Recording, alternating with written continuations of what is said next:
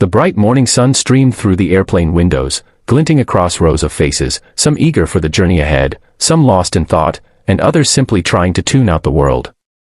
Amid the soft hum of the engines, a piercing cry broke through the calm. Heads turned. Eyes rolled. A little boy, no older than 5, sat trembling in his seat, tears streaking down his cheeks as he let out another heart-wrenching wail. His mother, dressed in a crisp gray suit that spoke of wealth and control, sat beside him, her face tight with exhaustion and helplessness. No one knew that the little boy, the one crying uncontrollably, was deaf, and no one cared enough to ask.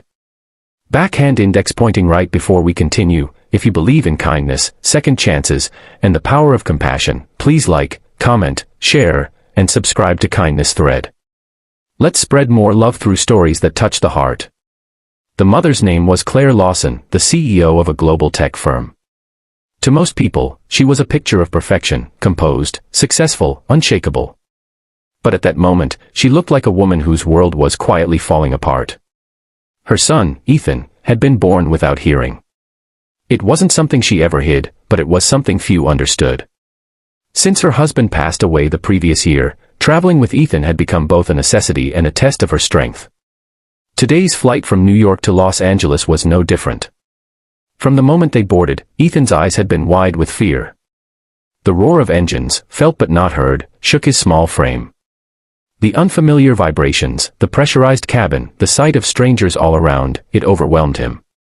Claire tried to comfort him, holding him close, stroking his hair, whispering words he couldn't hear. But nothing worked. His cries only grew louder. Passengers began to shift uncomfortably. A businessman sighed and muttered under his breath. A young woman put on her headphones and rolled her eyes. A flight attendant offered Claire a polite but strained smile, suggesting toys or snacks that Ethan only pushed away. Soon, whispers rippled through the cabin. "Why can't she control her kid?" someone whispered. "Rich people think they can do anything," another murmured. Claire felt each word like a dagger, though none were spoken directly to her. She wanted to explain. She wanted to tell them that her son couldn't hear the soothing words she spoke, that his tears came from confusion and fear, not misbehavior. But how could she? Pride held her back, the same pride that had built her career. So, she sat in silence, holding Ethan's trembling hands, tears welling in her own eyes. A few rows back, a little girl named Lily watched quietly. She couldn't have been more than 8 years old, with curly brown hair and a bright red shirt. She was traveling with her father, who noticed her eyes fixed on the crying boy. Lily tugged his sleeve and whispered something. Her father nodded gently but stayed seated. Lily, however, didn't. She stood up, her small frame steady, her face calm with a kind of wisdom beyond her years. As the plane leveled into the sky, she walked slowly toward Claire and Ethan. Passengers turned to watch.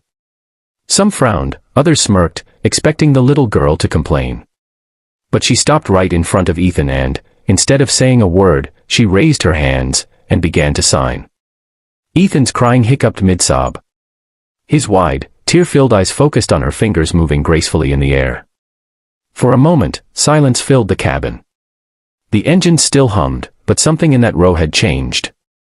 Lily signed again, her small fingers spelling out simple words, "It's okay. Don't be scared." Ethan blinked, his little hands uncertain at first, then slowly moving as he signed back, "You know my language." Lily smiled and nodded. Her hands moved faster, more confidently.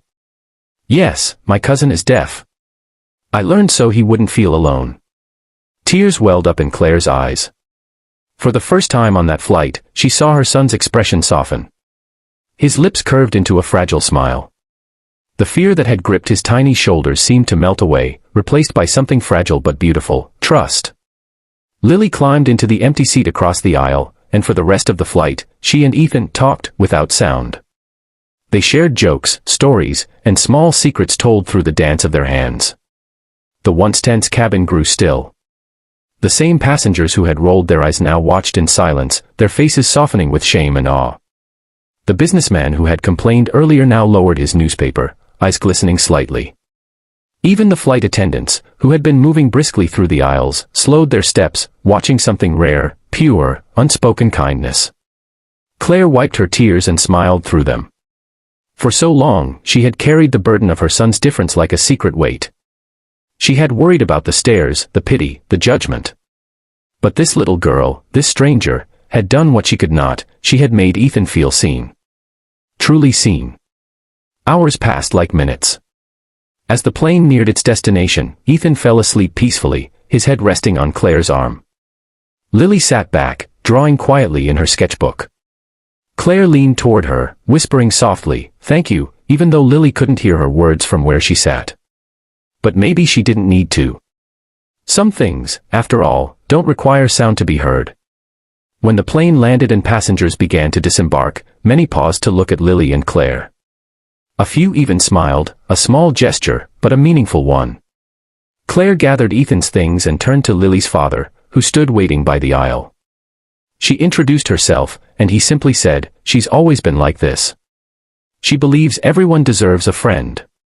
As they parted ways, Claire hugged Lily gently. "You've done something extraordinary today," she whispered. Lily only smiled and signed one last message, "Tell him he's never alone." That night, back in her hotel room, Claire sat beside Ethan as he slept, his face peaceful. She thought about all the times she had tried to shelter him from the world, to protect him from judgment. But maybe what he needed wasn't protection, it was connection. She made a silent vow that day to never hide his deafness behind silence again. To let him shine, to let others see his strength. The next morning, Claire posted a message online about the flight. She didn't name names or share faces. She just wrote about a little girl who used kindness instead of words, and how that small act changed her entire perspective. Within hours, her post went viral. Thousands of people commented, sharing their own stories, their gratitude, their tears. Parents of deaf children reached out. Teachers shared the importance of sign language. The ripple of one child's compassion spread far beyond that single flight. Weeks later, Claire enrolled Ethan in a school for children with hearing differences. She also funded a program to teach basic sign language to airline staff, inspired by Lily's act of empathy. For the first time in a long time, she felt like she was truly building something meaningful, not as a CEO, but as a mother. As for Lily, she continued learning, signing, and spreading joy wherever she went. She didn't know how much her gesture had changed lives, but perhaps she didn't need to.